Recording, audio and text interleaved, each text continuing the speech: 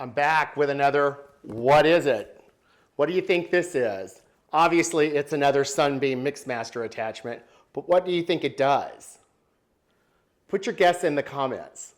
Do you think that it's a gumball dispenser, a grain mill, an ice crusher, or a coffee grinder?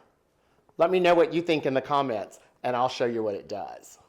So we're going to test this one together. I have not pre-tested it. I've got my handy Sunbeam Model 7 here with the power transfer unit already attached. So I'm going to take my coffee grinder unit.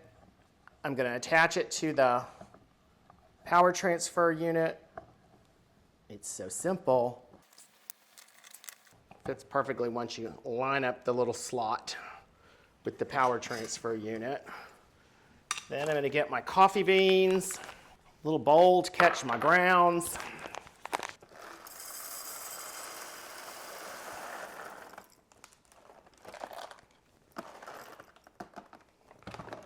Now, in the olden days, you might wonder why people didn't just buy their coffee ground like we do today. Well, they didn't really make it that way. Let's see how this works.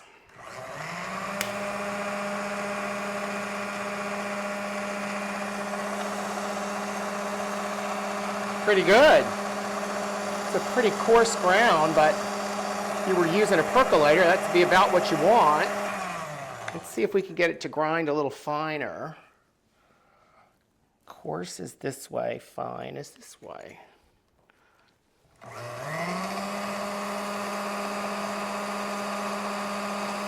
Yeah, it's about the consistency I would make coffee with today. Most people would have used a percolator back then, so this coarse grind would probably be perfect for that. It does do a finer grind, obviously, like any grinder. The finer you grind, the slower it works. What I haven't figured out about this is what Sunbeam really thought you were going to do with it. Today, if we grind our own coffee beans, they would leave their grinder on their counter and they grind beans in the morning when they make their coffee. I'm not sure that's practical with this because if you think about it, Sunbeam's concept for the Mixmaster was for it to sit out and for you to use it 3 meals a day. You would do everything from make waffles in the morning to mashed potatoes for lunch and then maybe a cake for dinner that night. So the idea was that it was a workhorse. It came with all these different attachments. I can't imagine that you would just leave it on the counter with this thing on it all the time. What are you going to do when it's time to make a cake? You got to take all this off. So I'm assuming back in the 30s, a housewife would have had, back then they would have used the old crank hand grinder and they would have ground it each morning, and it was a big thing that usually sat on the counter and took up some space.